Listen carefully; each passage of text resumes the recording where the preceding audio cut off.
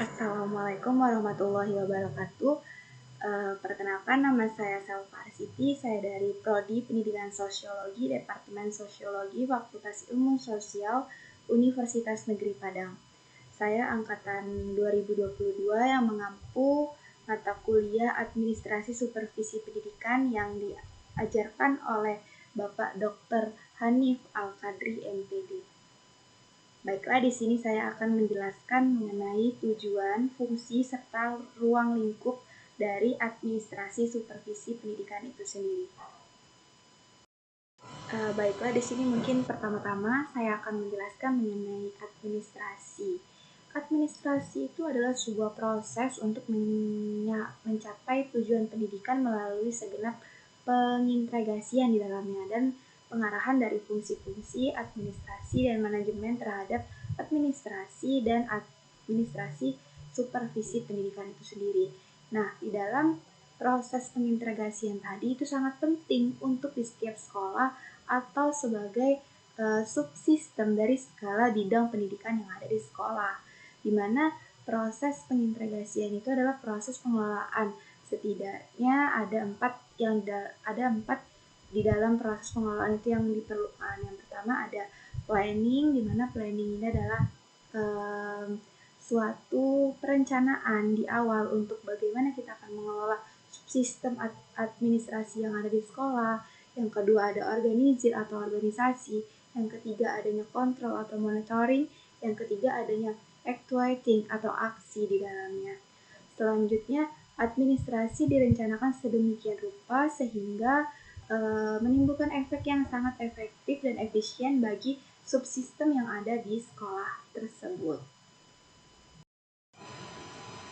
Sebelumnya ada tujuan serta proses administrasi itu sendiri. Selanjutnya ada fungsi dari administrasi supervisi pendidikan untuk tenaga pendidikan yang ada di sekolah. Yang pertama yaitu fungsi perencanaan atau planning. Nah, fungsi perencanaan ini kita harus mempunyai perencanaan yang matang untuk terjun ke dalam pengajaran administrasi yang ada di sekolah atau pengelolaan atau pengintegrasian dan implementasi langsung kepada warga masyarakat yang ada di sekolah serta siswa ataupun siswi yang ada di sekolah. Yang kedua ada organisasi pengelompokan, di mana organisasi pengelompokan ini kita bisa mengetahui ini dikelompokkan ke sini, ini dikelompokkan ke sini. Berarti di dalam pengelompokan organisasi ini tidak adanya kebentrokan antara satu kerja tim dengan kerja tim lainnya. Selanjutnya ada pekerjaan yang tepat. Pekerjaan yang tepat ini masih berkaitan dengan pengelompokan organisasi tadi dari adanya perencanaan yang matang, adanya pengelompokan organisasi. Berarti di dalam kedua tersebut lahirlah pekerjaan yang tepat. Dari pengelompokan kerja yang tepat kita dapat mengetahui apa sih kerja kita, apa sih kerja rekan kita, itu ada pekerjaan yang tepat. Jadi pengelompokan organisasi itu sama dengan pekerjaan yang tepat atau penempatan kerja yang tepat untuk ahli sesuai di bidangnya masing-masing. Selanjutnya ada pelaksanaan, di mana pelaksanaan ini sama dengan eksekusi. Dalam eksekusi ada pun aksi. Aksi kita itu sangat diperlukan dalam pelaksanaan ini. Jadi dalam pelaksanaan atau proses pengelolaan administrasi di dalam sebuah pendidikan itu kita perlunya aksi yang tepat, aksi yang nyata, serta eksekusi yang matang dari perencanaan sebelumnya. Selanjutnya ada kontrol. Kontrol ini sama dengan monitoring atau pengamatan di dalam bagaimana sih pekerjaan yang ada yang telah kita lakukan, apakah sudah benar ataukah sudah tepat. Selanjutnya di dalam kontrol itu mungkin ada evaluasi untuk pembelajaran dan mungkin ada kesalahan sebelumnya yang akan dievaluasi setelah pekerjaan selesai dan akan menghasilkan pekerjaan yang baru yang tepat di bidang selanjutnya.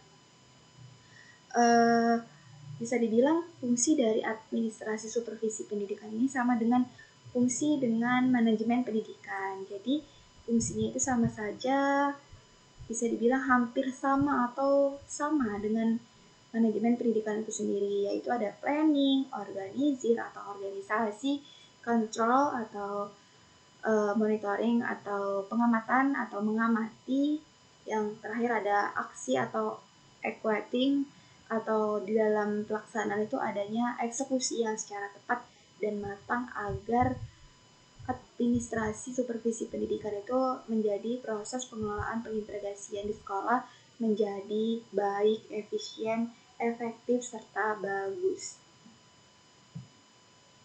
Terakhir, di sini saya akan membahas mengenai ruang lingkup dari administrasi supervisi pendidikan itu sendiri, di mana ruang lingkup administrasi supervisi pendidikan ini adanya personil. Nah, di dalam personil administrasi supervisi pendidikan ini mungkin ada dua. Yang pertama peserta didik atau siswa-siswi yang ada di sekolah tersebut, dan yang kedua yaitu adanya pendidik atau tenaga kependidikan yang akan mengajar siswa atau siswi pada kelas yang akan diajar.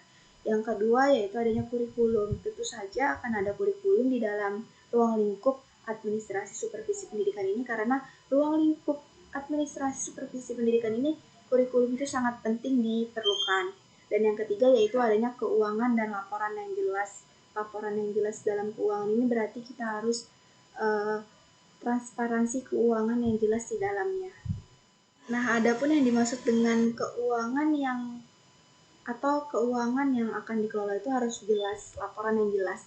Jadi di dalam setiap organisasi atau kelompok pengerjaan itu apa sih yang kita keluarkan, apa sih konsekuensi yang akan kita dapatkan setelah kita membeli ini, membeli itu, atau mengeluarkan dana untuk proses pengelolaan pengintegrasian yang ada di sekolah tadi. Kita harus transparansi dalam bidang administrasi ini sangat diperlukan untuk pengevaluasian proses yang terjadi sebelumnya untuk kedepannya yang lebih baik. Baiklah, mungkin itu saja penjelasan pada kali ini mengenai tujuan ruang lingkup serta fungsi dari administrasi supervisi pendidikan. Saya Selva Arsiti pamit undur diri apabila saya ada kesalahan kata atau kesalahan perilaku atau tindakan yang saya lakukan pada kali ini atau dalam tugas kali ini. Saya mohon maaf, saya akhiri. Wabillahi taufiq wal hidayah. Wassalamualaikum warahmatullahi wabarakatuh.